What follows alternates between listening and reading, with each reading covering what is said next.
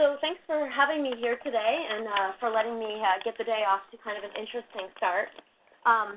What I'm going to be talking about today is BJS's recent experiences with identifying and addressing a break-in series.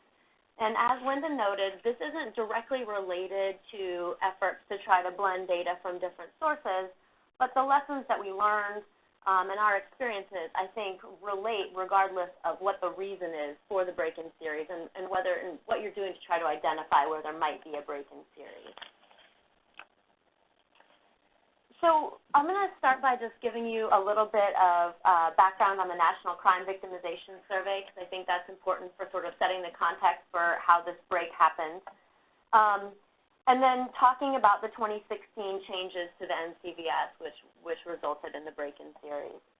And then going into why we decided to call it a break rather than doing any kind of adjustment, and how we communicated or attempted to communicate that break to the public and what the response was to that, and then what that means in terms of thinking down the road when there are further changes to surveys and the impacts and the potential for a break-in series, and how to negotiate the benefits of making some of these important changes with the drawbacks of potentially experiencing a break.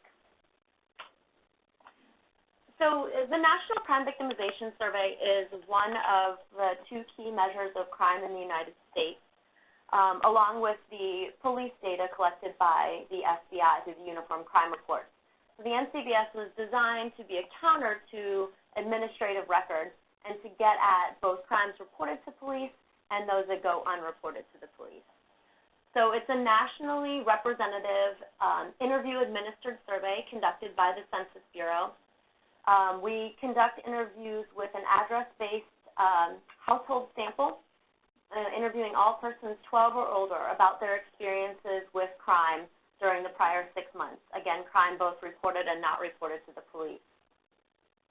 It's a pretty large data collection effort. At this point in time, we're conducting interviews with over 225,000 people a year. The NCVS has a complex sample design. It's a stratified multi-stage cluster sample. And I'm going to talk about two different designs, the 2000 design and the 2010 design.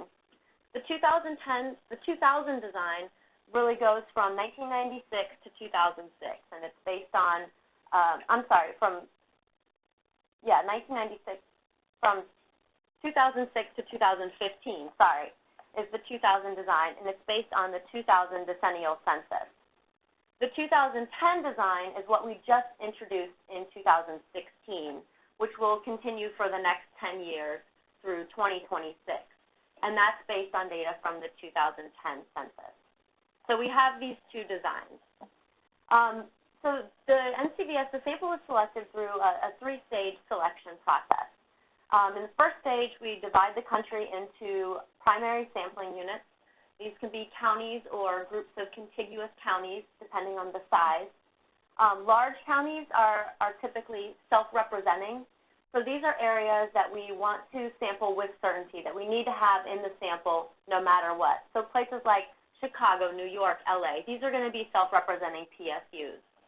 And then we have non-self-representing PSUs, which are groups of counties that will be then organized into stratum, and one will be selected from each stratum to represent other like counties across the country.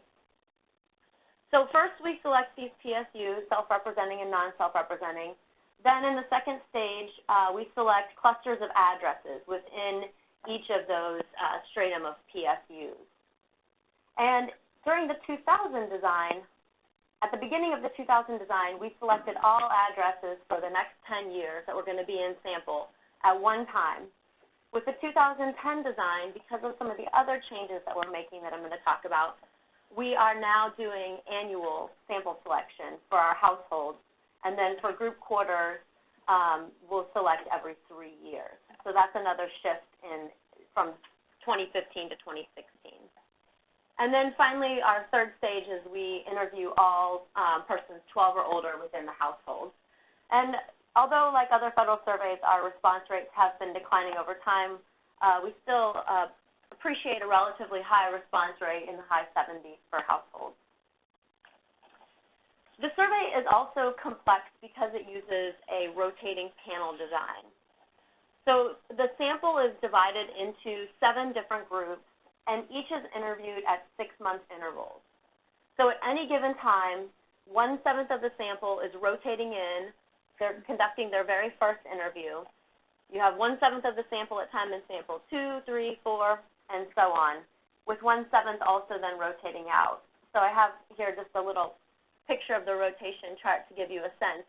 If you start on the far side here where you see 2014, J28, K28, those households in that category are in time in sample 7. So they're in January of 2018, they were conducting their very last interview, and then they'll be phased out. And then we move over and we have households in group 15 and 16 that are in time, group 14 that's in time in sample 6, 15 in time in sample 5. So it's always rotating in, new households coming in, 1/7 at a time, and we're conducting interviews every 6 months with each of the different households in samples. And the nice thing about this design is that households, the interviews for time in sample 2 through 7 are bounded by the prior interview. So this helps to control telescoping or pulling in events that have happened outside of the reference period, because we have that prior interview from which to bound and say, we're only asking about things that happened since your last interview. And then we do apply a bounding adjustment to the first interview to account for telescoping. The way it's supposed to work, in theory, is that first interviews are conducted in person, with subsequent interviews then conducted over the telephone. Once the field interviewer has developed some rapport with the household and has gotten them comfortable with the survey and the interview, then the interviews are supposed to happen over the phone. But in reality, it doesn't quite work that way, and about 50% of the interviews are actually conducted over in person.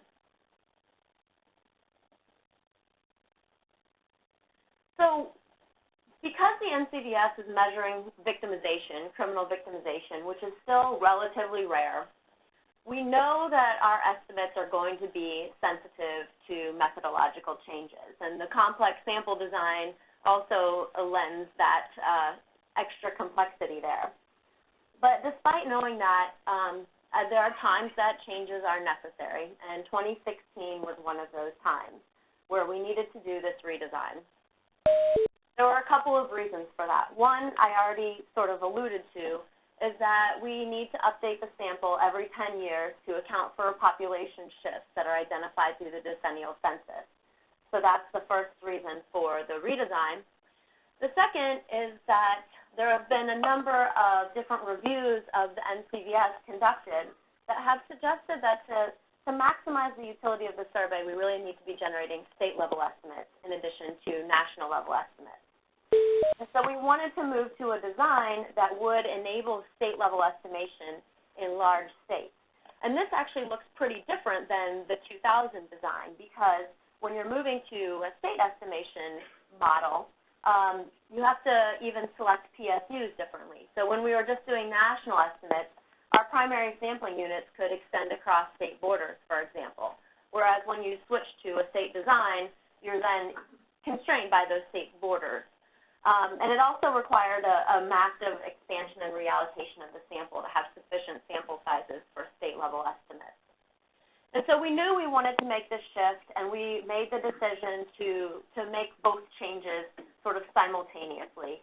When we were doing the update based on the 2010 decennial, we would also then implement these changes to allow for the state estimation.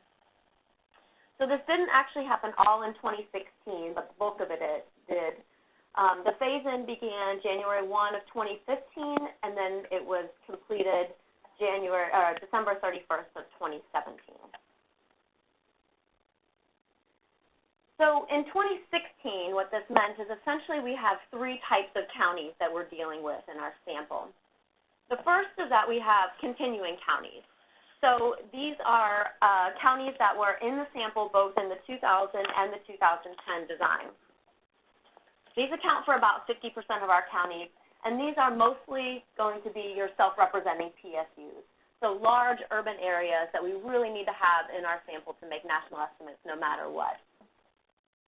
Then we have a group of new counties that are new to the 2010 design.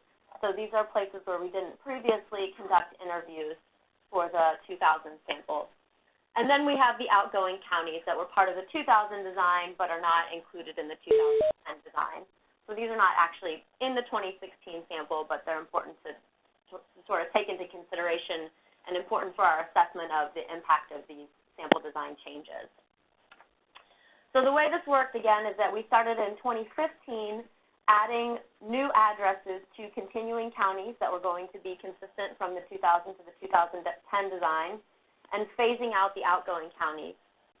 And then in 2016, all of the new counties that were going to be in sample were added. And then in 2017, any of the remaining 2,000 sample addresses in continuing counties were finally phased out.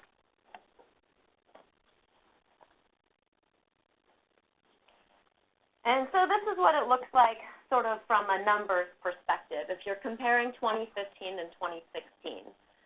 The first thing you can see is that from 2015 to 2016, the sample increased pretty dramatically. So we went from 164,000 people in 2015 to 225 in 2016. While in typical years, again, we have about 1/7 of the sample that's in time in sample 1, so they're conducting their very first interview. About 1/7 of the sample is in that position in typical years. In 2016, about 1/3 of the sample, because we did this boost, was time in sample 1. Additionally, because we were adding so many new areas and so many new households to the sample, we had to bring in a whole bunch of new field interviewers. And so whereas in a normal year like 2015, about 7% of households are interviewed by new FRs, in 2016 it was about 20% interviewed by new FRs. And then you can see here that we also had, compared to in the 2000 design, had a much larger percentage of continuing counties that were continued from the 1990 design to the 2000 design.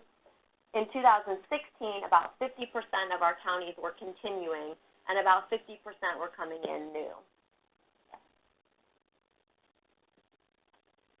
And we had some indication already that these methodological shifts could impact our victimization estimates. So one thing that we had previously documented in the NCVS is what we call the new FR effect, the impact of new interviewers on crime rates. And what we found in 2006, when we did our sample design then, we had to add a whole bunch of new interviews into new sample areas. And those new interviewers produced violent crime rates that were substantially higher than their more experienced counterparts. In 2006, the new areas were predominantly rural, so we could sort of isolate that new FR effect to those rural areas. But we did see that impact, that those new FRs were producing at a much higher rate. Now the question of why, that's another thing that we tried to examine, and there are a lot of potential reasons for that, but we saw this new FR effect. We also saw this in 2011, not in terms of new FRs, but in terms of the impact of training on FRs.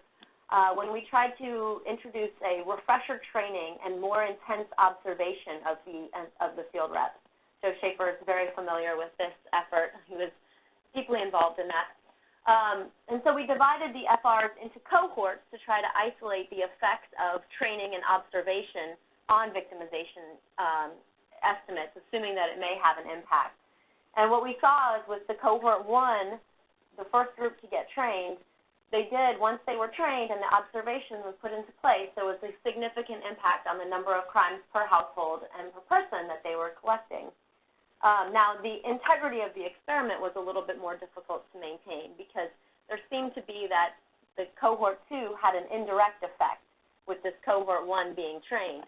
So even though we hadn't instituted the training and observation for cohort 2 yet, we still saw that they had some elevated levels of crime per household than what they had been producing previously, and we think that was sort of there was this awareness among the FRs that there was increased observation, that they were being scrutinized a little bit more. And for cohort 2, we also didn't see the impact of their training last quite as long, because the cohort 1 had already sort of reverted back to their old ways. They learned to deal with the new observation, and then cohort 2, once they were trained, sort of followed suit. So we still noticed this effect, though, where these newly trained FRs produced higher rates of crime. And this has been identified in other collections as well. The National Survey of Drug Use and Health is one, for example, that went through a redesign in the late 90s, and they saw that new FRs were producing higher rates of substance use than experienced FRs. We were also concerned that there could be a new household effect on our victimization estimates. Because we know that time in sample 1 households and persons report more incidents than those in time in sample 2 through 7. And so this is partly due to telescoping, as I mentioned, that households and persons that have not been interviewed previously are pulling in these experiences that happen outside of the reference period. But even after we apply a bounding adjustment, we still see higher rates among the time in sample 1 households. And so we think, in addition to telescoping, time in sample 2 through 7 households are dealing with some degree of both learning and fatigue. So in some ways, after their first interview, they learn how to take the survey and to respond to the questions and to report the crimes that we're asking about. And then there's also a fatigue, where they begin to learn that if they answer the screening questions affirmatively, they then have to go through a much longer 15 or 20-minute interview than if they just say no to all of the responses. So you have both of those. You have the fatigue and you have the telescoping. But we knew when we had more time in sample 1 households in the sample, that could have an impact. And then we were also concerned about whether there could be any new area effects. So if our new areas looked different than our outgoing areas, and somehow had characteristics that were more highly correlated with increased victimization rates, that could also potentially have an impact. So because we had identified all of these potential impacts, we started working with the Census Bureau pretty early to try to monitor the performance of the FRs in the field, monitor their crimes per household, out-of-scope crimes, all those sorts of things, and to begin to assess what we might do to deal with the potential for this methodological impact on our estimates and how we could account for that. So this chart shows violent crime rates for different subgroups, and this is the first half of 2016 compared to 2015. So we started doing this analysis when we had the first half of the year of data for 2016. And what you see here is that most of the point estimates appear to have increased, but only some of those increases were statistically significant. And so this is in part because we're dealing with a half year of data, so your standard errors are a little larger, so we weren't detecting changes. But there's nothing really conclusive here. I mean, the majority of estimates are increasing, but not necessarily consistently over time. And one other thing to point out, though, is that from this comparison of 2015 to 2016, we were seeing about an 18% increase in the overall rate of violent crime, which is much higher than normal, but not outside of the realm of possibility for what we might expect and what we have seen in previous years. We have seen increases or decreases around 17, 18%. So again, just based on this first assessment, nothing that we could really point to say there's a problem here. But then what we wanted to do is to really start to dig in and examine estimates by FR experience and by household time and sample. So this is not the easiest chart to read here, but I'll kind of walk you through it a little bit. So the first column, we have the households divided up by their time and sample 1 versus time and sample 2 through 7. And then the second column is showing FR experience. So you have time and sample 1 by experienced FRs, time and sample 1 by new FRs. And new and experienced are defined as having worked on the NCDS for 6 months or more. So if they had 6 months, they were classified as experienced, and I'll talk a little bit about that too. And if they had less than 6 months, they were classified as new. you go all the way down to the far end here, to the violent crime rate categories, that's where the really important stuff is happening. So one of the first things to look at here is that you see, if you look across among the experienced FRs, so both for time and sample 1 and 2 through 7, there really aren't significant differences in the violent crime rates from 2015 to 2016. So for time and sample 1 experience, the rate was about 17 per thousand versus about 19 per thousand for 2016. And the same with the time and sample 2 through 7 households. But what you do see consistently across both time and sample 1 and time and sample 2 through 7 households is that the new FRs are producing much higher rates of violent crime than the experienced FRs, which is what we would expect based on some of our prior findings.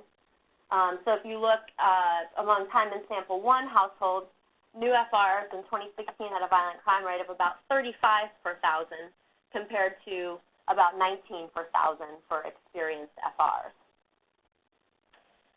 Now, if you go into the 2 middle columns, this is where you start to see how 2016 can have an impact on our overall crime estimate. Because this is a pretty typical pattern where you see the new FRs overproducing compared to the experienced FRs. But if you look at the FR sample percentage, what you see is that for 2016, among time and sample 1 households, about 42% of the interviews were conducted by new FRs, compared to about 11% in 2015. So these new FRs and new households that have higher violent crime rates are accounting for more of the total violent crime rate than they had in previous years. Likewise, if you look at the time and sample percent columns, you can see that the time and sample 1 households with new FRs accounted for just about 2% of the total sample in 2015 and about 22% of the total sample in 2016. So again, that's having an impact because those violent crime rates are contributing much more to the overall total violent crime rate.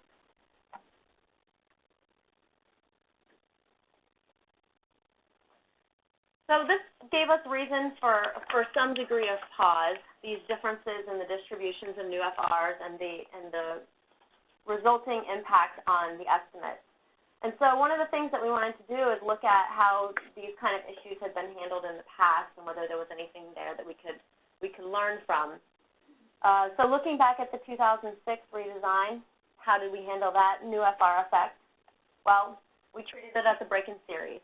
We did not present national estimates in 2006.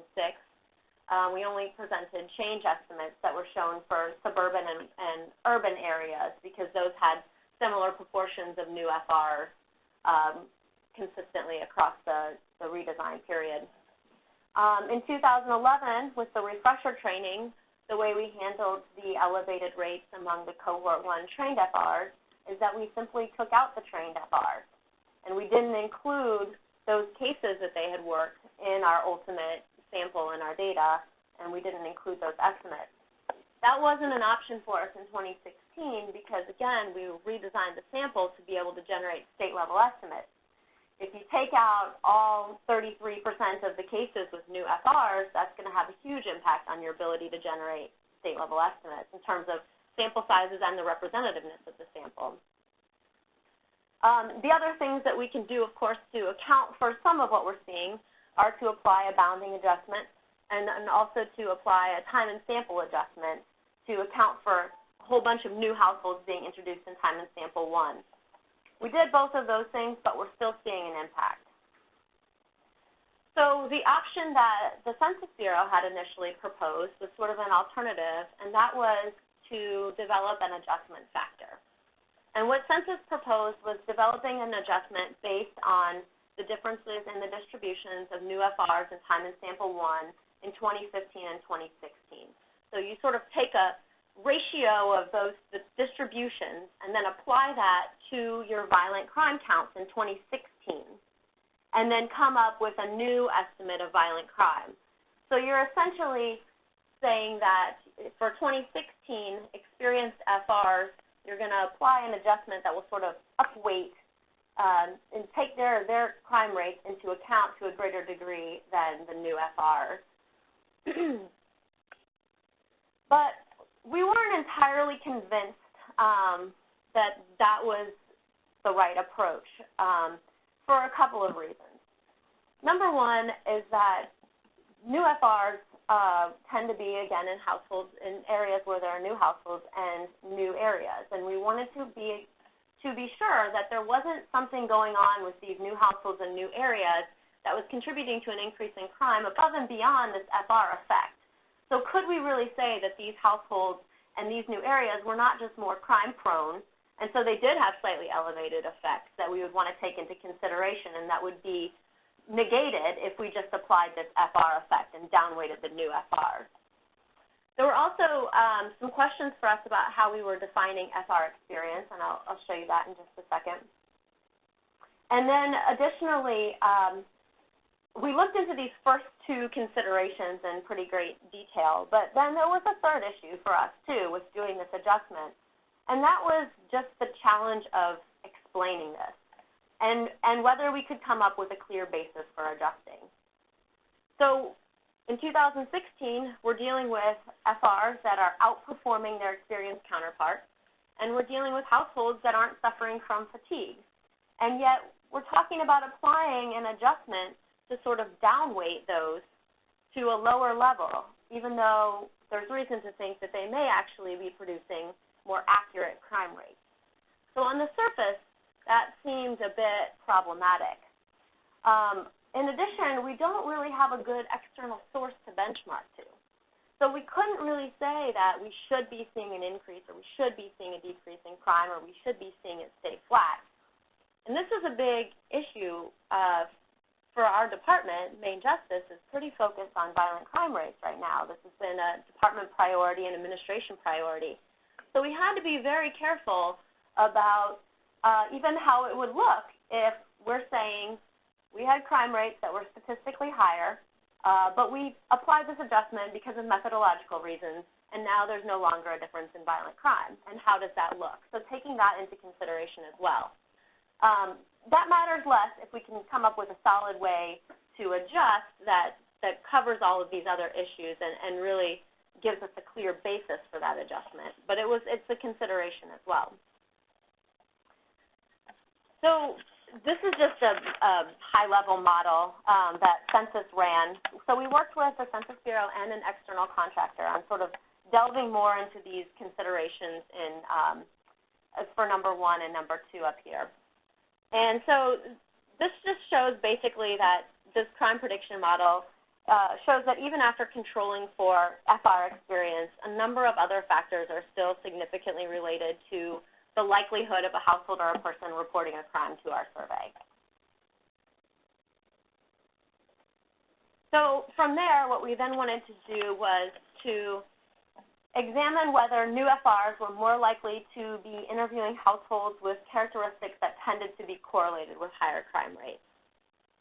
And basically what we found is that while there were some differences between the new and experienced households, or new and experienced FRs and the types of households they were interviewing, the differences were relatively small, and they also weren't in a consistent direction. So some things like new FRs were more likely to interview low-income households, for example, which is associated with higher rates of crime. But then there were a lower proportion of new FRs in urban areas, which is also related to crime. So the two were not in the same direction. There was no consistent findings there. We also wanted to further try to isolate the new area effects from the new FR effects. So prior to the 2016 redesign, we had actually conducted a pilot test of a sample boost to see about some of the assumptions with doing state-level estimation. So we had some of our new counties, about 63 of our 428 new counties, that had been part of our pilot program. So we actually had some experienced FRs in those new areas. And so we could isolate those areas and separate those out from the new areas that didn't have experienced FRs and sort of try to look at the effects there and whether there was anything going on. And essentially what we found is that, there were some area effects above and beyond the effects of the interviewers, but because we were only dealing with 63 counties, our sample sizes were relatively small, so we weren't really able to get statistically significant findings, so nothing consistent there. And again, I apologize that I can't actually show any numbers associated with what I'm showing. We didn't actually get those out of the disclosure review board, so that's why it's sort of a high-level summary of months and months of work of digging into these different aspects to try to understand whether there was something going on besides just a new FR effect. Then the other thing that we were concerned about was how long, what we should call a new FR versus an experienced FR. And we saw some inconsistent findings there. So these are two figures that show sort of the crime rates per person over time, defining FR experience in two different ways. So in the first way, we're defining it dynamically. So the new FR group, which is the green group and the red group, an FR could come out of that group at some point during this period. When they reached 6 months of experience, they were no longer defined as a new FR. They were defined as an experienced FR once they reached 6 months of experience. So you can see there's some bouncing around there. With the static definition, an interviewer who was new as of January of 2016 was consistently in that new cohort throughout. And what you see is that when you see a decline after the first 6 months, the new group, which is, again, the red and the green, still had elevated crime rates even after 12 months. So did it really make sense just to account for 6 months of experience, or was there another way that we should be defining FR experience? We did quite a bit to try to dig into this, too, doing various cohort assessments. And what we ultimately decided is that defining based on FR experience is challenging, because our measure of FR experience is just how much time they've worked on the survey.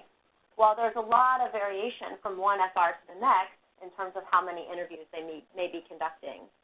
And so someone could have worked on the survey for 6 or 12 months, but they're only conducting a minimal number of interviews compared to someone else who is conducting interviews regularly for the NCVS, and that probably has an impact, but we weren't able to get those data from census to be able to pull that in and do an adjustment based on their actual experience rather than just the time served. And then another consideration in thinking about this adjustment, so there really, based on all of our assessments, there really was not clear evidence to suggest that, yes, this is a new interview effect versus this has something to do with new households versus this has something to do with new areas. Being able to tease those out, there was really not a clear direction there to say, yes, it makes sense to move forward with this kind of adjustment. And then the other thing that we had to consider is that based on Census Bureau's assessments, we're expecting that our 2017 sample distributions will return to normal levels.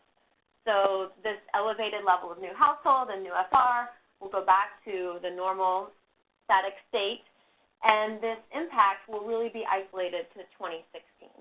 So if we don't do anything, we still expect to be able to then compare 2017 to 2015. So what we're talking about is not a complete break-in series, but a blip-in series. And based on that, we decided to go without an adjustment and to just call it a break-in series or a blip-in series. And we released our criminal victimization report, focusing just on 2016 patterns. And then we had a pretty extensive text box where we tried to explain the impact of the redesign by presenting the rates of victimization for continuing counties versus the outgoing and the new counties. And so what you see here when you do that breakdown is that in the continuing counties, the violent crime rate in 2015 was about 19 per thousand, and then just about 20 per thousand in 2016. So that's our best guess of the amount of change that we expect to see based on those areas that are consistent from one sample design to the next. Now, if you look at the comparison of the outgoing counties to the new, that's where you see the statistically significant increase in violent crime rate. But again, based on our best guess, that seems to be attributed to methodological differences. The other thing that we wanted to demonstrate, again, because of the focus on violent crime and the importance of the topic and the importance of trends is that even if we went with the highest possible crime rate we could generate from the survey, putting all methodological differences aside, we weren't talking about a major crime wave here. If you look at the long-term trends, there's clearly an increase there based on the highest possible estimate we could generate, but this isn't a situation where BJS is in any way suppressing a major crime wave by not showing these changes from 2015 to 2016. So how well did we convey this? Mixed response. And probably the largest pushback that we received was from our department, from the Department of Justice, that really feels like this survey needs to be able to demonstrate change over time in order to have value, and that the importance of this survey is really in that change estimate.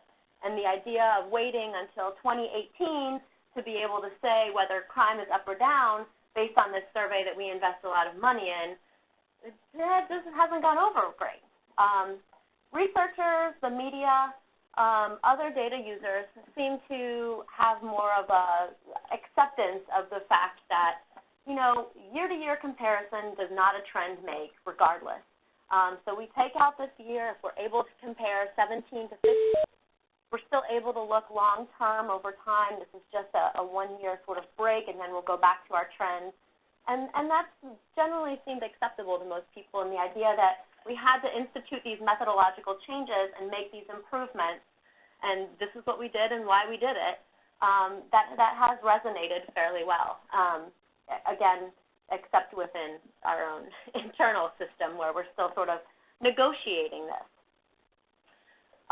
So right now we're continuing to examine the possibility of providing data users with some sort of post hoc adjustment. We've released the data file. We've released the report. We've already said there's a break. But now, in retrospect, when we have the 2017, can we give people something that if they want sort of a crude adjustment to use, we're not adjusting the data themselves, but we're just giving them a factor that if someone wants to, with all of this information available to them about what that adjustment factor may or may not mean, that's there for them. And then, of course, we're monitoring the 2017 sample distributions so that we will do this assessment of the comparability of 15 and 17 to make sure that we're actually going to be able to do that. And then that comes down to the big questions of what are these acceptable levels of variation in the distributions of new households and new interviewers and new areas. How much variation are we willing to accept before we say these are too different for us to compare? And then I also, don't want to ignore the fact that we've also noticed these FR effects and this potential impact of household fatigue, and the fact that we clearly see that new interviewers appear to be outperforming more experienced interviewers.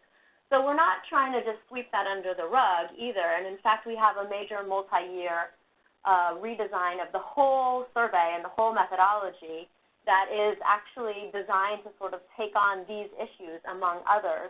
And that was also one of the challenges with 2016, is that we know we're doing this massive redesign that's going to go into play in 2020 and 2021. And so the idea of then instituting in 2016 a new FR observation program or something like that to address the fact that we've seen these experienced FRs not performing perhaps at the level that we want doesn't make a lot of sense, given that we're actually trying to move towards a self-administered mode so that we can eliminate these FR effects entirely. Not entirely, but reduce them at least. So we're going through this major process of trying to modernize and streamline, move to a self-administered mode, reduce the number of interviewing waves from 7 to 4, because we recognize that households get fatigued when they're in the survey for 3 years. People don't have the bandwidth to do that like they used to, if they used to.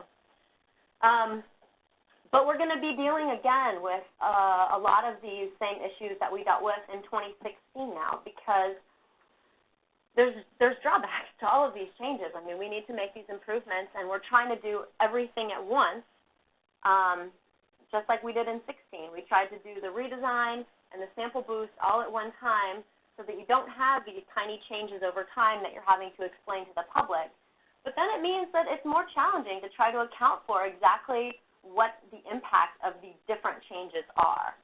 So doing everything at once has its drawbacks as well, and we're going to be facing, again, the potential for a break in series. And, of course, we'll try to do everything that we can to be able to, institute this new design in a way that allows us to sort of measure the impact, but that does have cost considerations. So just a few final thoughts here. So one thing that we've been questioned on quite a bit is would 2016 have been handled the same way even if the data didn't show an increase in crime? And the answer to that is yes, and I think that's an important takeaway. Based on the full year of data, our estimates were actually just barely statistically significant. So again, you saw from that figure, it wasn't like we were seeing a major increase in crime that was cause for concern, but it was more the methodological differences between 2015 and 2016 and the impact. And so even if we hadn't seen an increase at all, we would have to be concerned that these methodological changes were then masking a decrease, right? So it can't be about the outcome as much as it has to be about the differences and their potential impacts. Another thing is, again, as I was noting with our redesign, these sample impacts were not unexpected.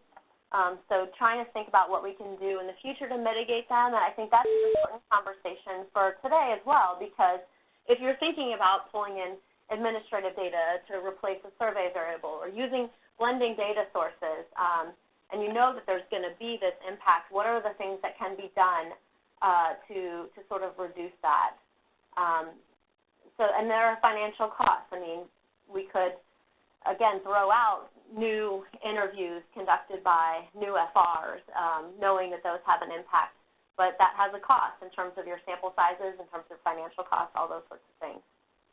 And then I think the other, the challenge for us going forward, and that's highlighted here, is just weighing the value of and the need for routine improvements against the potential for a break-in series.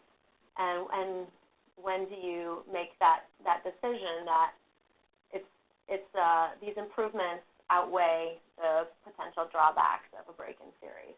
And for us, we have a couple of with 2016 and moving to the state design and then modernizing the instrument, both of those seem to be valuable enough and important enough that we have to be willing to sort of take that risk and figure out ways to deal with it. And that's all I've got.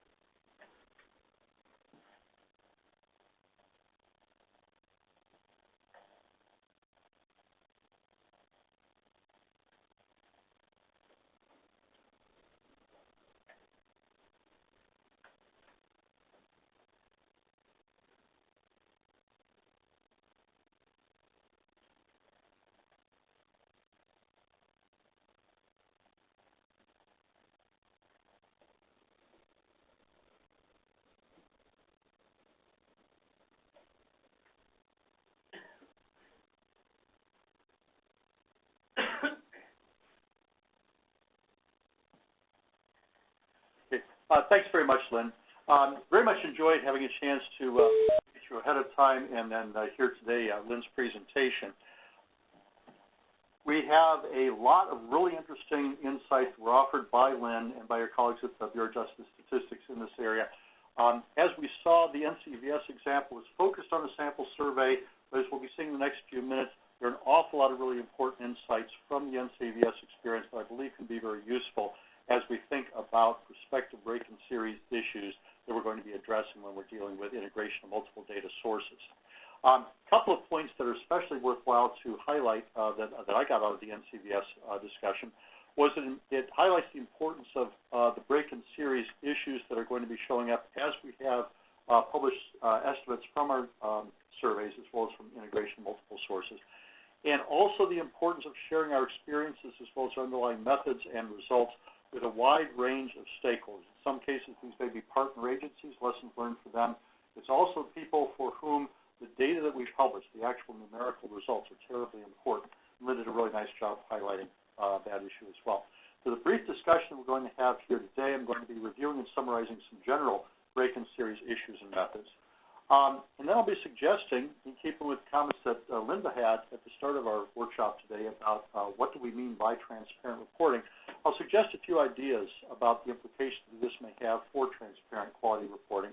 And in particular, I'm talking about ways in which we can highlight some predominant factors that may end up affecting the quality, risk, and cost profiles that we have for our statistical products, and the underlying factors that may affect that, like changes in populations, changes in data sources, and especially changes in methodology, as Lynn was highlighting in her discussion.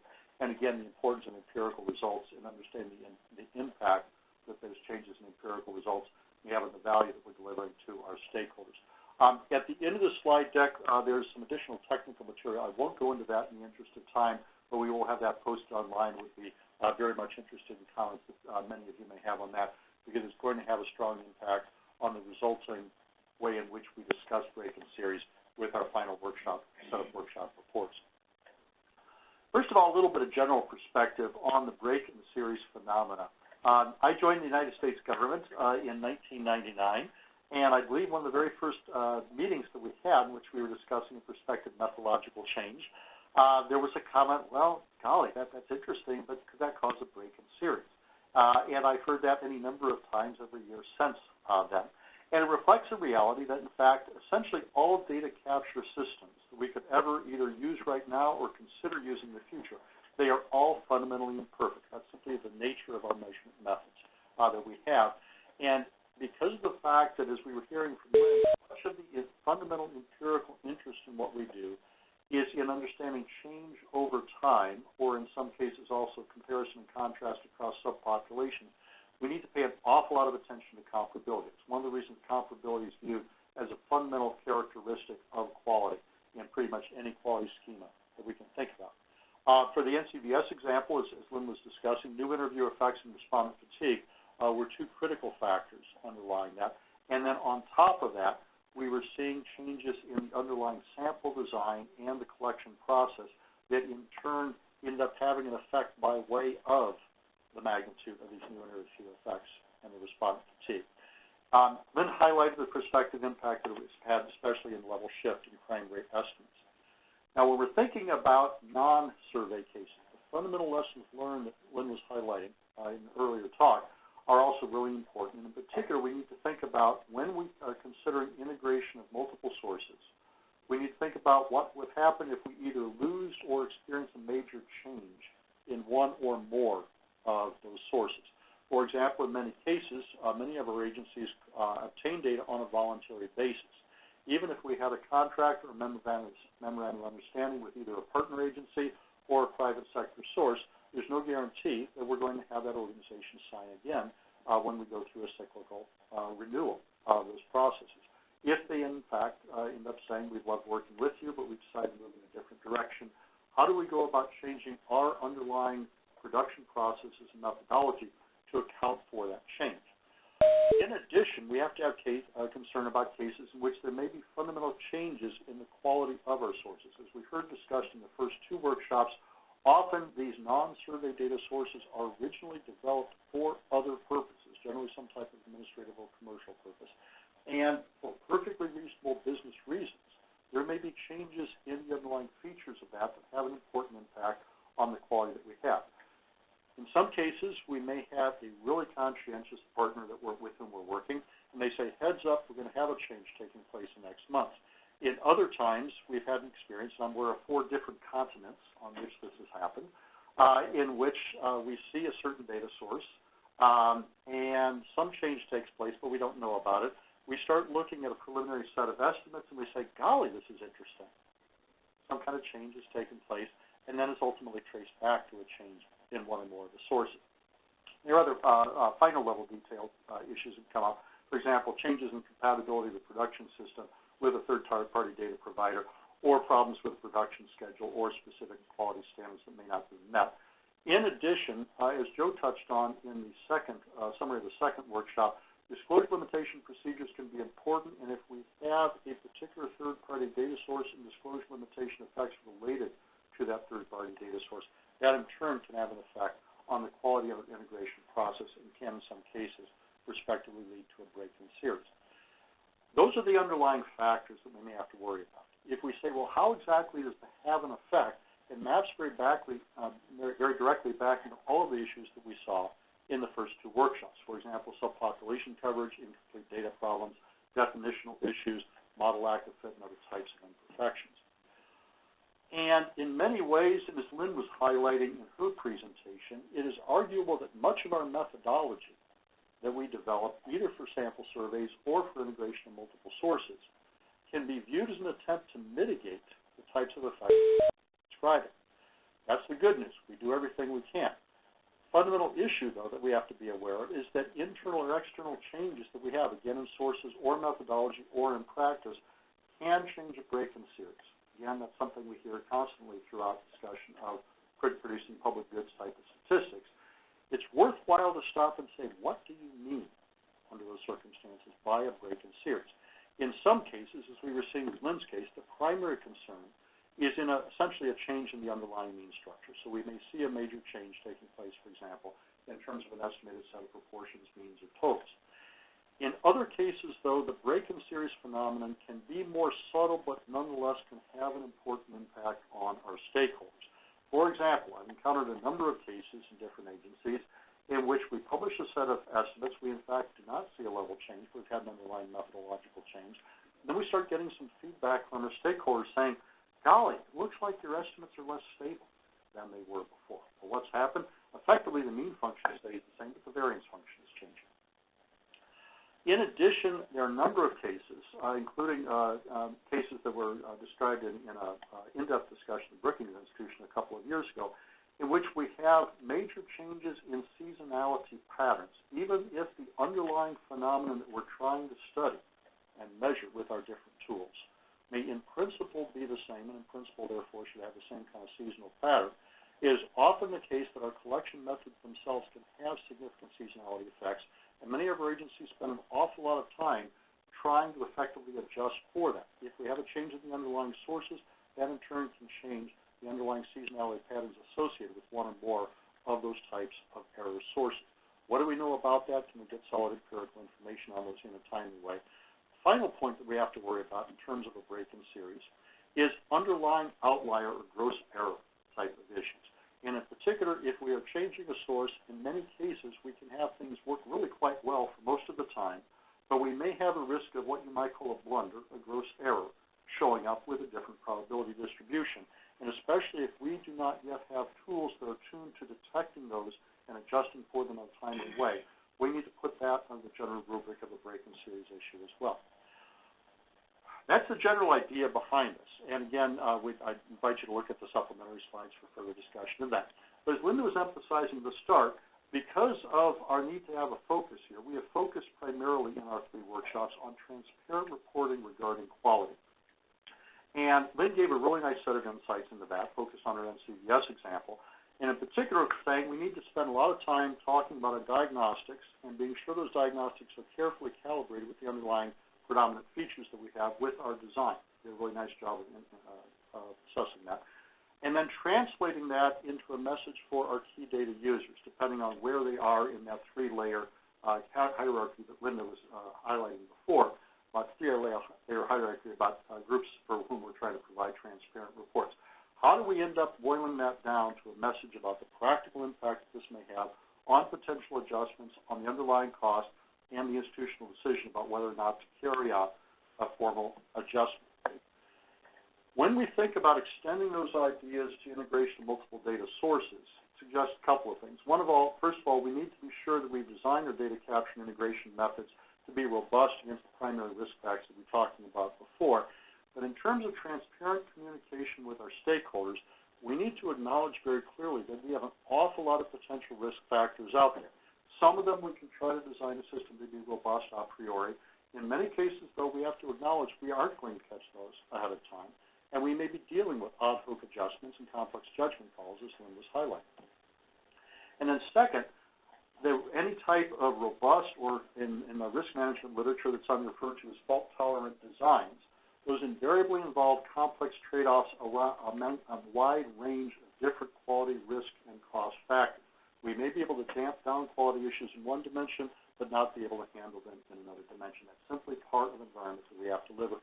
We need to communicate really clear with our stakeholders about the dimensions that we're focusing on, why we're focusing on them, and how well we may be able to manage those, and which areas we simply do not have enough empirical information to be able to do much on. In terms of two-way stakeholder communication, we need to tell our stakeholders what we know about our break-in series, along the lines of what we were just describing. But we also need to spend an awful lot of time listening, and in particular, listening to our stakeholders, understand as much as we can about what their priorities are, what their risk tolerance is. And I very much welcome any comments that people have, either in our brief discussion period we have or at any other time, concrete case studies, concrete examples that you may have encountered along any of the lines we've been covering here in the last hour, but especially about what you have seen and experienced in terms of your two-way communication with your stakeholders. So in closing, I'd like to thank Lynn Langton and BJS, a wonderful presentation that they had.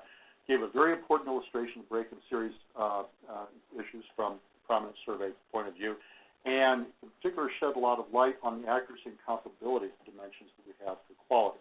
When we're thinking about extending this to integration of multiple sources, highlights the importance of our thinking about empirical assessment of the prospective impact that changes may have on the quality, risk, and cost profile that we have. Gives us a way of getting some traction on the general notion of wanting to have designs that are robust or risk fault tolerant in some sense. The importance of always acknowledging that we're going to be carrying out some case-specific adjustments, and again, emphasize the need for two-way stakeholder communication. That will turn things back to Richard.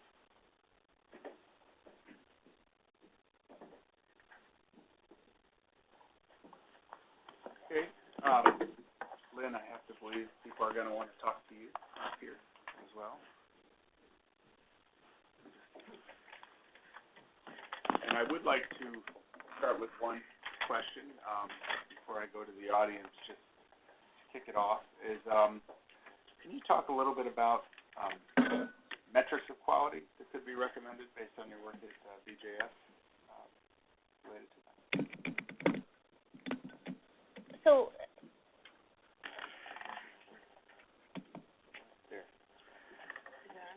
I think so, yeah. Can everyone? Okay. So in terms of metrics of quality, and I think this is something that we're now wrestling with still as we're even thinking about what can we do with our 2017 data and ensuring that the break-in series that we saw is really isolated to 2016. I mean, trying to figure out what, again, is outside of a normal range of what we might expect to see. I mean, there's going to be, with any of these collections, whether it's administrative records or surveys, you're going to have some amount of fluctuation in data quality and in the methodological components of those collections. And what is within a normal range, and how do we determine what's an acceptable level of sort of fluctuation? And then I think that's something that we're still really wrestling with right now, and certainly if folks have examples of how they've sort of made those determinations about what's acceptable based on things other than just the outcomes as well. Because, again, I think it's not necessarily about the outcomes. It's also just about understanding what those patterns should be. I hope that answers your question. It does. So now I'm ready to go to the audience. I don't know how to go to the phone, so I'm looking over at our AV folks, but I'm going to start with some audience questions and then yeah, how about we go through the audience and then we'll give them okay. Yes, I had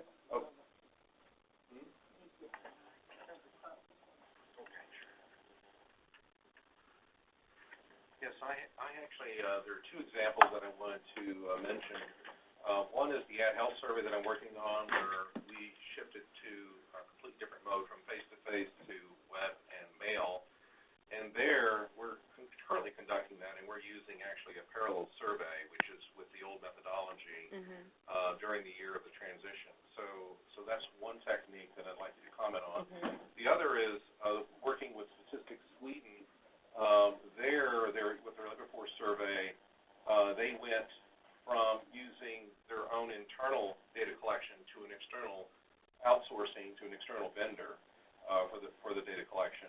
And this was a different approach where they didn't use a parallel survey, but they used sort of an evolutionary approach where they basically did this in a very low levels on a stepwise basis over a long period of time. So you essentially hide the change and the noise of the survey, and so you don't really get that blip.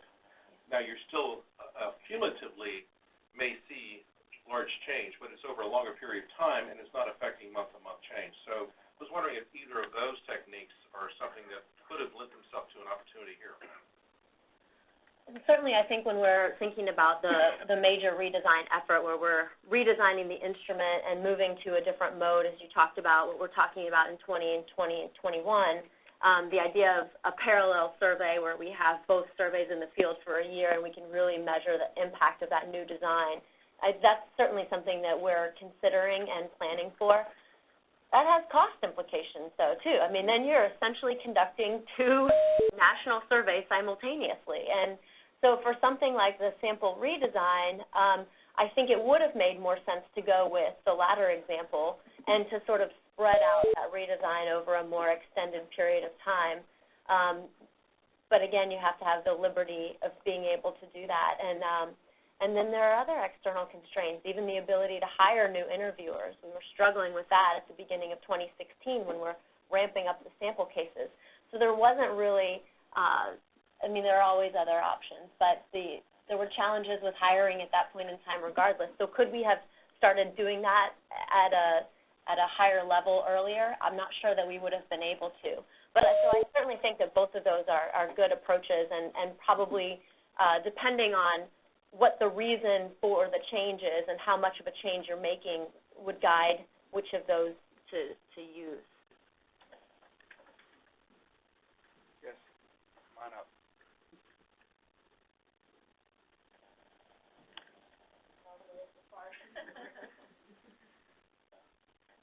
It was a really interesting presentation. I guess I have partly a comment and then partly an example. I guess the comment is that as a user of data, and you have alluded to this, really the main reason to be interested in a lot of these statistics is not so much what they say about a point in time, but the insight that they give you about how things are changing over time. And so from my point of view, that means that providing information on change over time is a really, really high priority, even if you can't do it perfectly. So the example that I wanted to reference is an old example, is the development of the research series for the Consumer Price Index, which the Consumer Price Index, as people know, is a data collection effort that has evolved over time. So it's that worst case scenario you were talking about where there's a bunch of little changes that have occurred. But people who are using the data want a series that's comparable over time. And so with some nudging, the staff at the Bureau of Labor Statistics back in the late 1990s developed a research series, which is another way to go, where what they were saying was, for a variety of reasons, we can't modify the official data, and we're not so confident in any adjustments we can make that we would want this adjusted thing that we think is more comparable over time to be official. But it gives people who are interested in data that they can use in their analysis that are more comparable, something that they can use. And the CPI research series has been adopted for a variety of uses. And I think the argument for the statistical agency doing that rather than just publishing adjustment factors is that the people inside the statistical agency are so much in the best position to do the best, albeit imperfect, job of that I think it's a real service to the user community. So.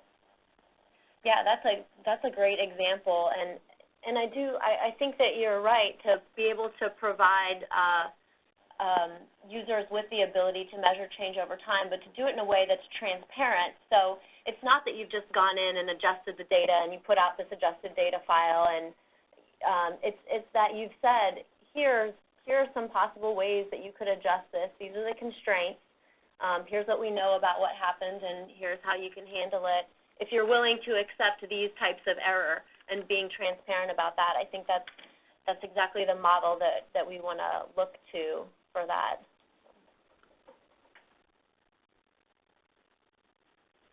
I want to make sure I ask again if there are any questions on the phone.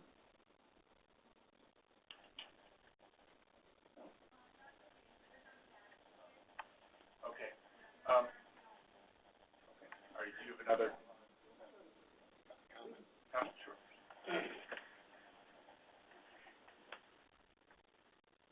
Let's let this be the last. Okay. Okay. All right. Just very briefly, two thoughts. One, it's not just about the data source, it's the data processing. A classic example was the Census Bureau, when they got away from Hollerith cards and card images, allowed more than 2 character fields for some of the coding they did. Journey to work travel times went up significantly because you can now have a trip longer than 99 minutes. So those things do happen. Because this is primarily about hybrid data sources, one of the things I think is most important when your hybrid data source is based on a benchmark, similar to what we just heard, similar to stuff we do, essentially a version number is a real helpful way of communicating what that in fact there is a change. We have an estimate system that is based on for freight movements, it's based on the quinquennial census. We have a version, there was a version 1, a version 2, a version 3. Each was tied to the new benchmark so that and we very carefully told people, do not compare version 2 numbers with version 3 numbers because it's a different benchmark. Now, we do go to the expense of re-estimating all the old benchmark years based on the methods, the newest methods we have developed for the most recent version. But having some sort of versioning control and publishing that is probably the biggest single thing for helping people understand, yeah, that old number and this new number are not directly comparable.